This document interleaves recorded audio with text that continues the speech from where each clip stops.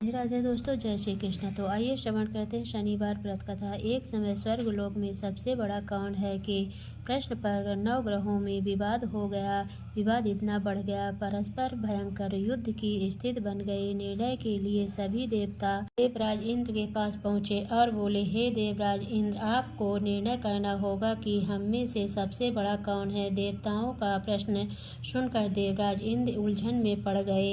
इंद्र बोले, हे मैं यह प्रश्न का उत्तर देने में असमर्थ हूँ। हम सभी पृथ्वीवासी उज्जैनी नगरी में राजा विक्रमादित्य के पास चलते हैं। देवराज इंद्र सहित सभी ग्रह देवता उज्जैनी नगरी पहुँचे। महल में पहुंचकर जब देवताओं ने उनसे अपना प्रश्न पूछा तो राजा विक्रमादित्य भी कुछ देर के लिए परेशान हो उठे, क्योंकि सभी देवता अपनी अपनी शक्तियों के कारण महान थे। किसी को भी छोटा या बड़ा कह देने से उनके क्रोध के प्रकोप से भयंकर हानि पहुंच सकती थी। अचानक राजा विक्रमादित्य को एक उपाय सूझा और उन्होंने विभिन्न धातुओं स्वर्ण, रजत, चांदी, कांसा, ताम्र, तांबा, शीशा, रांगा, जस्ता, अभ्रक व लोहे के 9 आसन बनाए। धातुओं के गुणों के अनुसार सभी आसनों को एक दूसरे के पीछे रखवाकर उन्होंने देवताओं को अपने अपने सिंहासन पर बैठने को कहा। देवताओं के बैठने के बाद राजा विक्रमादित्य ने कहा, आप का निर्णय तो स्वयं हो गया। जो सबसे पहले सिंहासन पर विराजमान है वही सबसे बड़ा है। राजा विक्रमादित्य के निर्णय को सुनकर शनि देवता ने सबसे पीछे आसन पर बैठने के कारण अपने को छोटा जानकर क्रोधित होकर कहा, राजा विक्रमादित्य, तुमने मुझे सबसे पीछे बैठा कर मेरा अपमान किया। तू मेरी शक्तियों को से परिचित नहीं है, मैं तुम्हारा सर्वनाश कर दूंगा। शनि ने कहा, सूर्य एक राशि पर 1 महीने, चंद्रमा 2.25 महीने, मंगल 1.5 महीने, बुध और शुक्र 1 महीने, बृहस्पति 13 महीने रहते हैं, लेकिन मैं किसी राशि पर 7.5 वर्ष 7.5 तक रहता हूँ। बड़े बड़े देवताओं को मैंने अपने प्रकोप से पीड़ित किया है। राम को 7.5 के कारण ही वन में जाकर रहना पड़ा और रावण को 7.5 के कारण ही युद्ध में मृत्यु का शिकार बनना पड़ा। राजा, अब तो भी मेरे प्रकोप से नहीं बच सकेगा। इसके बाद अन्य ग्रहों के देवता तो प्रसन्नता के साथ चले गए, परंतु शनि देव बड़े क्रोध के साथ वहां से विदा हुए। राजा विक्रमादित्य पहले ग्रह ही न्याय करते रहे। उनके राज्य में सभी स्त्री पुरुष बहुत आनंद से जीवन यापन कर रहे थे। कुछ दिन ऐसे ही बीत गए। इधर शनि देवता अपने अपमान को भूले नहीं थे। विक्रमादित्य से बदला लेने के लिए एक दिन शनि देव ने घोड़े के व्यापारी का रूप धारण किया और बहुत से घोड़े के साथ उज्जैनी नगरी पहुँचे। राजा विक्रमादित्य ने राज्य में किसी घोड़े के व्यापारी के आने का समाचार सुना तो अश्रुपाल को कुछ घोड़े खरीदने के लिए भेजा। घोड़े बहुत कीमती थे। अश्रुपाल ने जब वापस लौटकर इस संबंध में बताया तो राजा विक्रमादित्य ने स्वयं आकर एक सुंदर व शक्तिशाली घोड़े को पसंद किया। घोड़े की चाल देखने के लिए राजा उस घोड़े पर सवार हुए तो वह घोड़ा बिजली की गति से दौड़ पड़ा। तेजी से दौड़ता घोड़ा राजा को दूर एक जंगल में ले गया और फिर राजा को वहां गिरा कर जंगल में कहीं गायब हो गया। राजा अपने नगर को लौटने के लिए जंगल में भटकने लगा, लेकिन उन्हें लौटने का कोई रास्ता नहीं मिला। राजा को भूख प्यास लग आई। बहुत घूमने पर उसे एक चरवाहा मिला।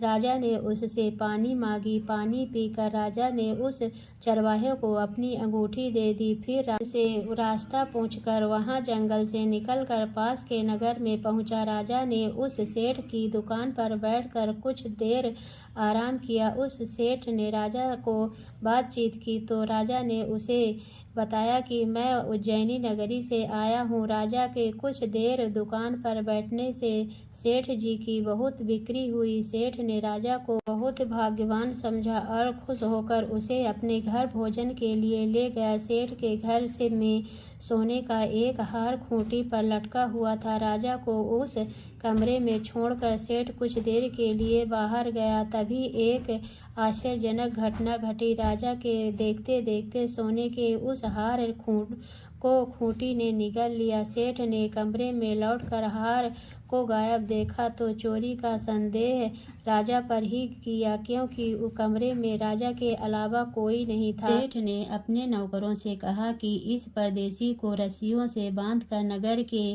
राजा के पास ले चलो। राजा ने विक्रमादित्य से हार के बारे में पूछा तो उसने बताया कि उसके देखते ही देखते खूंटी ने हार को निगल लिया था। इस पर राजा ने क्रोधित होकर चोरी करने के अपराध में विक्रमादित्य के हाथ पांव काटने का आदेश दे दिया। राजा विक्रमादित्य के हाथ पांव काटकर उसे जंगल की सड़क पर छोड़ दिया गया। कुछ दिन बाद एक तेली उसे उठाकर अपने घर ले गया और उसे अपने कोल्हू पर बैठा दिया। राजा आवाज देकर बैलों को हाँकता रहता। इस तरह तेली का बैल चलता रहता। राजा को भोजन मिलता रहा। शनि के प्रकोप की 7.5 पूरी होने पर वर्षा ऋतु प्रारंभ हुई। राजा विक्रमादित्य एक रात मेघ मल्लाह गा रहा था, तभी नगर के राजा की लड़की राजकुमारी मोहिनी रथ पर सवार उस तेली के घर के पास से गुजरी। उसने मेघहार सुना तो उसे बहुत अच्छा लगा और दासी को भेजकर गाने वाले को बुला लाने को कहा। दासी ने लौटकर राजकुमारी को अपंग राजा के बारे में सब कुछ बता दिया। राजकुमारी उसके मेघमल्लाह से बहुत मोहित हुई, अतः उसने सब कुछ जानकर भी अपंग राजा के साथ विवाह करने का निश्चय किया। राजकुमारी ने अपने माता पिता से जब यह बात कही तो वे हैरान रह गए। रानी मोहिनी को समझाया, बेटी तेरे भाग्य में तो किसी राजा की रानी होना लिखा है, फिर तू उस अपंग से विवाह करके अपने पांव पर कुल्हाड़ी क्यों मार रही है। राजकुमारी ने अपने जिद नहीं छोड़ी। अपनी जिद पूरी करने के लिए उसने भोजन करना छोड़ दिया और प्राण त्यागने का निश्चय कर लिया। आखिर राजा रानी को विवश होकर अपंग विक्रमादित्य के साथ राजकुमारी का विवाह करना पड़ा। विवाह के बाद राजा विक्रमादित्य और राजकुमारी तेली के घर में रहने लगे। उसी रात स्वप्न में शनिदेव ने राजा से कहा, राजा तुमने मेरा प्रकोप देख लिया, मैंने तुम्हें अपने अपमान का दंड दिया है। राजा ने शनिदेव से क्षमा करने को कहा और प्रार्थना की, हे शनिदेव आपने जितना दुख मुझे दिया है अन्य किसी को न देना। शनिदेव ने कुछ सोचकर कहा, राजा मैं तुम्हारी प्रार्थना स्वीकार करता हूँ। जो कोई स्त्री पुरुष मेरी पूजा करेगा, शनिवार को व्रत करके मेरी व्रत कथा सुनेगा, उस पर मेरी अनुकंपा बनी रहेगी। तय काल राजा विक्रमादित्य की नींद खुली तो अपने हाथ पांव देखकर राजा को बहुत खुशी हुई। उसने मन ही मन शनिदेव को प्रणाम किया। राजकुमारी भी राजा के हाथ पांव सही सलामत देखकर आश्चर्य में डूब गई। तब राजा विक्रमादित्य ने अपना परिचय देते हुए शनिदेव के प्रकोप की सारी कहानी सुनाई।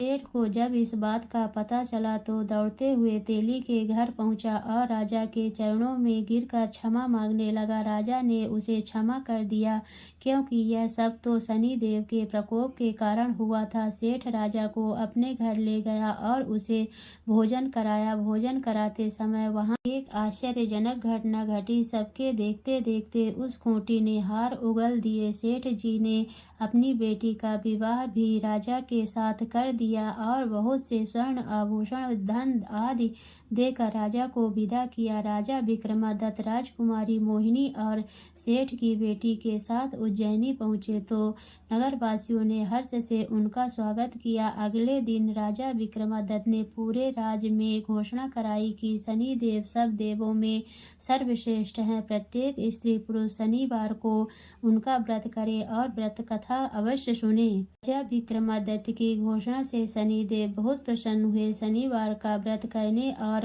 व्रत कथा सुनने के कारण सभी लोगों की मनोकामनाएं शनिदेव की अनुकंपा से पूरी होने लगी। सभी लोग आनंद पूर्वक रहने लगे। शनिदेव जैसे आपने विक्रमादित्य पर कृपा की वैसे सब पर करना। तो बोलिए शनिदेव भगवान की जय।